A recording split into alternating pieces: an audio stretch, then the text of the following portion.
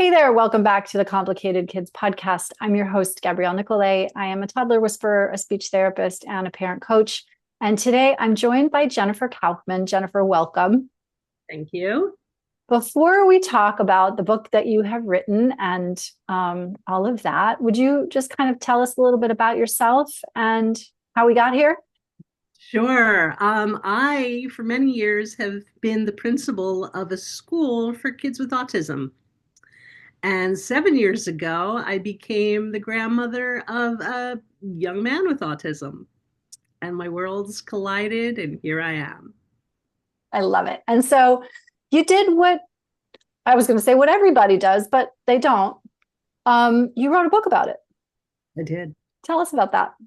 I did. I wrote a book because sitting on the side of the desk as the principal of a school like mine, I sit in a lot of meetings and IEP meetings and meetings with families about different issues. Sometimes grandparents are involved in these meetings, sometimes they are not, but I know that they're like on the periphery. And I had some thoughts. I had some thoughts. I had some thoughts about the experience that I was going through with my own adult daughter and her family, her son and her husband. And I had some thoughts about what I saw other families going through, other grandparents specifically going through. And so first of all, it strikes me that we don't really talk about the role of grandparents um, as it pertains to autistic children. We talk about grandparents a lot when it comes to when you're expecting and do your parents live close and will they be involved? And yet sort of when we've got autism in the mix, now this equation becomes complicated. Well, you tell me, how does it Right. become more complicated or more nuanced, or what happens? It becomes more complicated because as a grandmother, right, you have all these expectations. Grandparents, especially grandmothers, we have all these visions of what it's going to look like, and we're going to work hard to make that happen. And that's something, it's a pretty common thing. You have visions of standing at the counter making cookies. You have visions of holidays. You have visions of interacting with your grandchild on many different levels. And there's a lot of emotional investment there. And suddenly, you've got this diagnosis and you've got this lovely child who may not fit into those expectations that you had. And the question is, are you going to make him fit into the expectations, or are you going to change your expectations? Are you going to accept the situation and find the beauty in it and find ways to support not only your grandchild, but your adult child as well? Right? Um, and it's about a shift that we are in control of as grandparents, and an That's important shift. that is Yes, very interesting because what you just said, the last part, and I might have cut you off too early, the shift is what you are in control of. right, None of the stuff that you just said before that is under your control at all, correct. which makes it super interesting. And as you were talking, I was kind of nodding internally because that the experience that you're referring to about expectations and, oh, this isn't who I thought I was getting, is happening to the parents as well. Did my audio just glitch out or just my video? You just had like a little flash, but Just you're a little good. flash. Okay, perfect.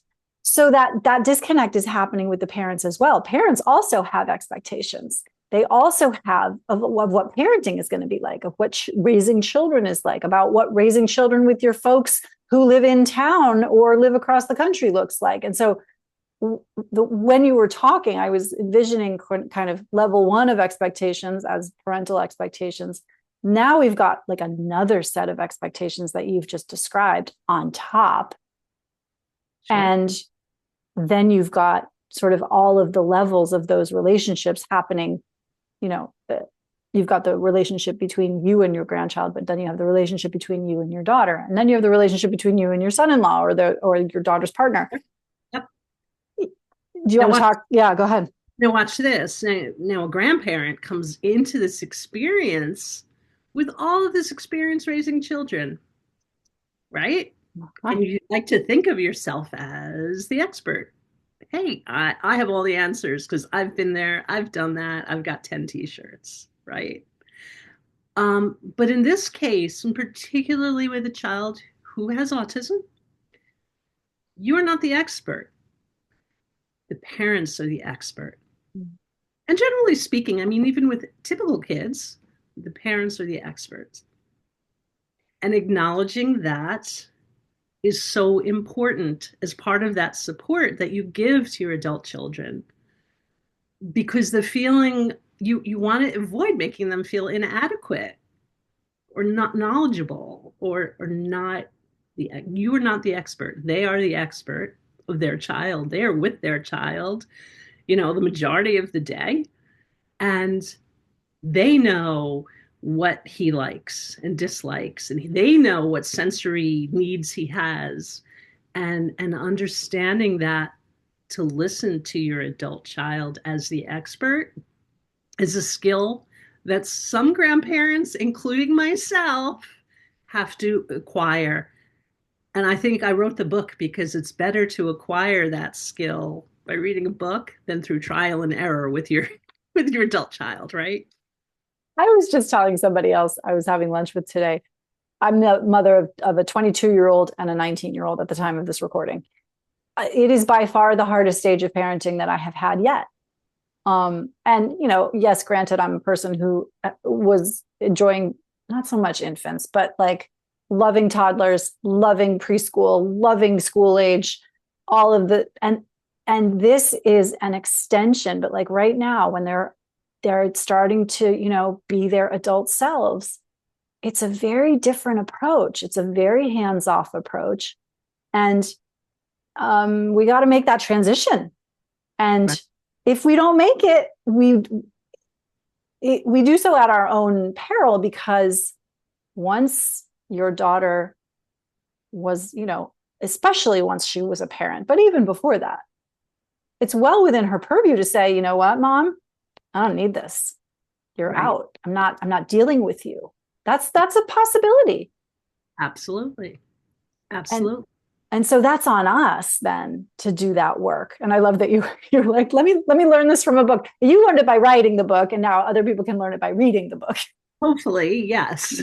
Yes. And so you always have to remember, with a parent of a special needs child, they're getting advice and suggestions and commentary from everyone, from the cashier at the supermarket to the person that's sitting next to them at the airport to just everybody, right? And so you don't want the information that you might have for them to be lost in that cacophony of sounds of information that they're just like, stop.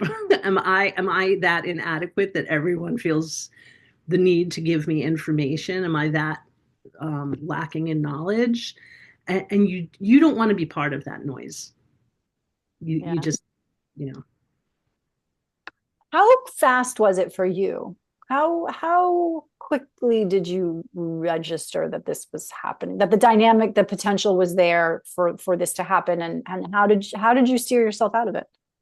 So that's a really good question, because unlike the majority of grandparents out there, I'm dealing with families and autism and my wonderful students every single day. Mm-hmm. So, and I see speech therapists and OTs and PTs, and I hear an awful lot of information. I work with brilliant people who write articles and books, and I have so much information at my disposal, so many resources. So, of course, when this diagnosis came along, it was like, hey, do this, hey, do that, hey, look at this doctor, take him here, take him there, read this article.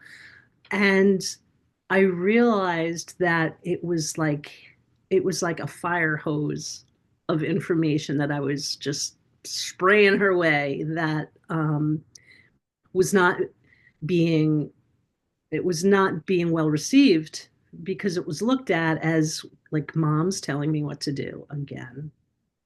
Mhm. Right? I realized that rather quickly, hopefully. Um, and I started sending things in emails, like in little bits and pieces, like, hey, read this, take what you like, and leave the rest. Or maybe someday this will be helpful. Here's an article.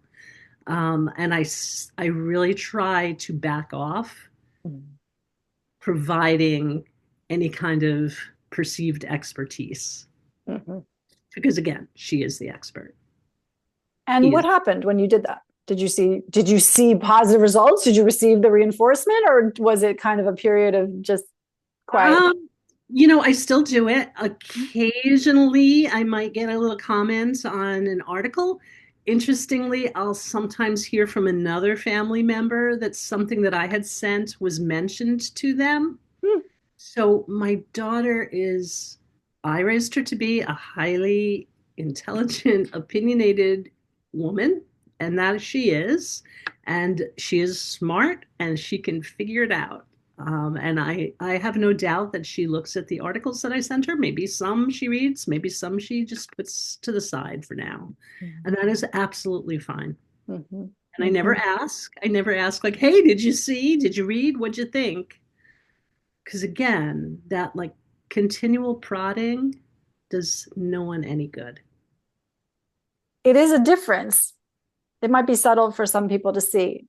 The making available information in a non-confrontational way, which is, I think, Mhm. what you're describing here via, email. It's like, look at it when you want, have a folder for it or not, delete it, whatever, and Mhm. then not mentioning it again versus sending it, discussing it, telling it, um, checking in.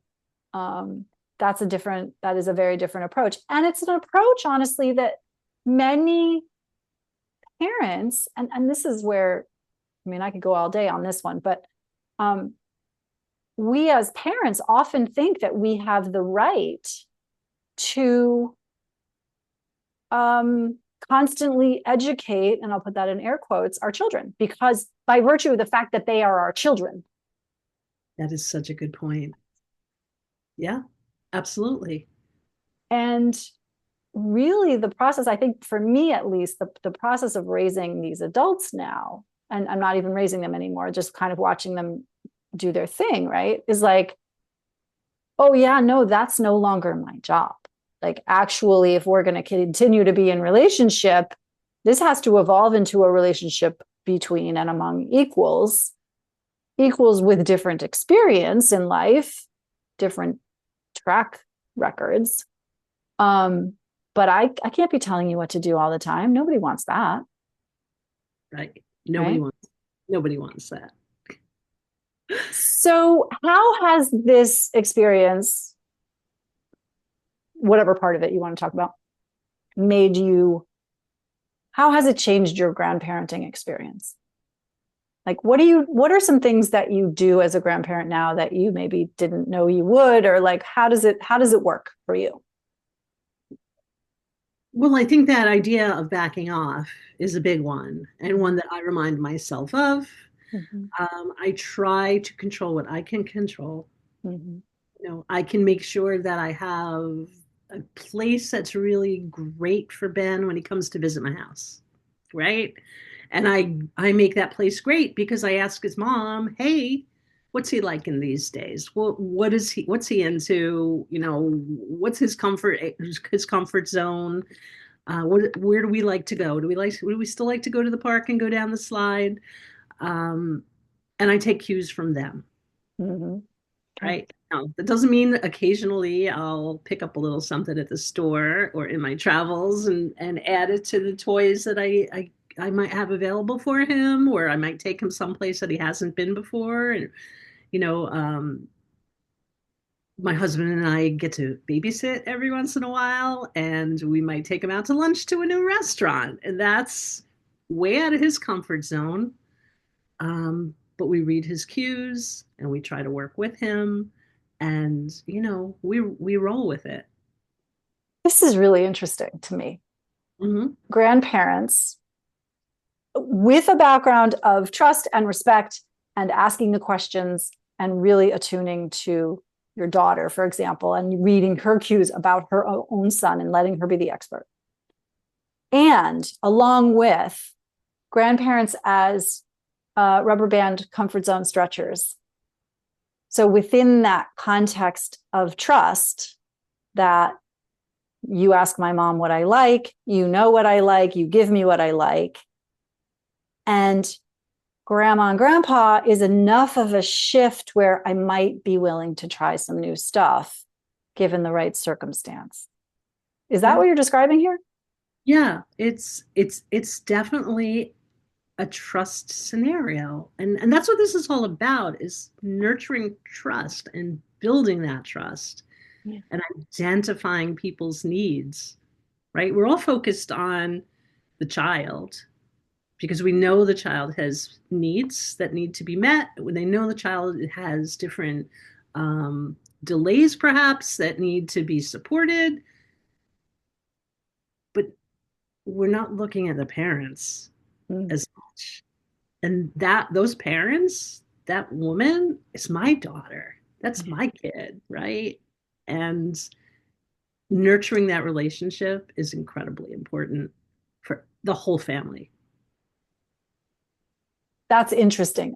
What I hear you saying is keeping primary the relationship with your daughter in service of her relationship with her son, and then probably also your relationship with her son, Yes. so that you get to have that. Because if she were not allowing him to come, by the way, then you don't have a relationship with him. It's crucial. Like today, here's an example. Every day I get out of work and I give them a call. She's usually driving home with her son. She's just picked him up from school. And hi, Grandma. We work on the greetings and we talk about things. And um, today I called her about a half hour earlier. And she said, I haven't picked him up yet. And I said, I'm just calling to talk to you, right? Because that's important. Sometimes moms and dads get lost in the shuffle of children, right? We're all focused on the child, and making sure that parents have time to be acknowledged and supported. And yeah, I'll babysit just so that my daughter and her husband can go out to dinner. And hey, if grandma can keep them overnight, that's even better. So, yeah, that trust piece is crucial, so that you can do these things. And understanding that you need to back off sometimes is even more important. That's the hardest one, again, because we think it's like our right to tell people straight, I'm your most trusted person because I'm your mom. Therefore, I can tell you anything. That is not how that works. Oh, no, it's not. Maybe when they're 5, you can do that. When they're Yeah, 35, not so much. not so much. No. Um, what else did you put in the book that people should know? Like, what's another like? Because this has been very useful, I think, for lots of people. What's another like tip that you would offer? Um, there's a chapter on holidays, and I think Mm. holidays and family traditions are very important to grandparents at times, right? I want to carry on what I did when I was a kid, and I want to instill it in my daughter and my grandchildren, and I want that to be the vision. But sometimes the vision has to be adjusted. And creating holidays and creating family events that are supportive for everybody and inclusive for everybody. Sometimes you can't turn the lights on the tree on because they're overstimulating. Or sometimes the holiday music has to be played at a lower volume, or maybe not at all. Or maybe there's one song that's beloved and just gets played over and over and over again. And that's okay. And that's fun. And again, it's about those expectations and letting go or adjusting them, at the very minimum of adjusting them. I think it's more fun to let them go. um, is where the focus is for holidays. right? Traditions are important, no doubt. But I think that relationships and having happy people and having a day that, if it's Christmas or if it's Halloween, any holiday, the importance is looking back and saying, we had a really nice day. It's not, I'm not so much, reminded, I'm right? reminded of a family photo in which, we went to the place at like 5 p.m. I had two toddlers. Um, and basically everybody was crying and yelling at each other about 10 minutes before we took the photo. And then we all got gathered in the photo and the photographer snapped the picture and everybody's smiling. Right, because it's all about the photo. That's all it's about. Get that photo, and then it can all just fall apart. Who cares? No. Yeah. And I so agree with what you're saying. And I have counseled many families about this. It's something that Jen and I do in our Raising Orchid Kid classes. It's something I do in one-to-one sessions all the time. It's like, is it crucial that everyone sit with their butts in chairs for 30 minutes every night? Is that crucial? Is that the thing that's holding your family together? Right. And probably if we're talking about it, it's not the thing that's holding your family together. It's the thing that's breaking your family apart right now. How true. Right. And so can we modify? Can we judge? Can we subtract or add? I mean, I just so appreciate what you're saying, especially around holidays, because there is an automaticity that happens around holidays. It's like, well, if we do the right things in the right order, then we'll have the right feelings. Yeah, right. Right. Right. But And he's only eating French fries and smoothies. He's got to have some turkey because it's Thanksgiving. No, no. Who says who? Says who? Um, yeah. It's really as the elder statesman of the family, it falls upon us to make these adjustments. It's our responsibility, right? I like your expression right now. I have full head to toe goosebumps because what you just said is the exact opposite of the way that many people, not all, but many people come at grandparenting or parenting. If I don't correct this behavior, if I don't enforce the tradition, the rules, then no one else will. I mean, it's actually 100% different. Right. Yeah. Many years ago, I was a young teenager, and I think it was my dad who instilled that idea in me because I had a younger brother, and we would battle. He would tease and tease and tease, and it would drive me crazy, and I would lash out. And my dad said to me at some point, "You're the older one. You might even be a little bit smarter." Whether or not that was true, but that's what he said. And he said, it falls upon you to keep the peace here and not to react and to just remove yourself from the situation if he's driving you crazy. And I was like, that is so unfair. But now, when I think about it and really put it in perspective, you can apply that to many things. And it's like the better person will control the situation by pulling themselves back and by not imposing their will, right? I always chuckle when I work mostly with parents. When parents are saying, well, my kid is being so rigid. And then I have to laugh and I say, is he the only one who's being rigid in this scenario? Because what I hear you saying is it's your way or no way. Can we investigate how that might be some rigidity also happening here? And, irrespective of diagnosis, and we're not talking about, apples and apple trees here necessarily, although we could.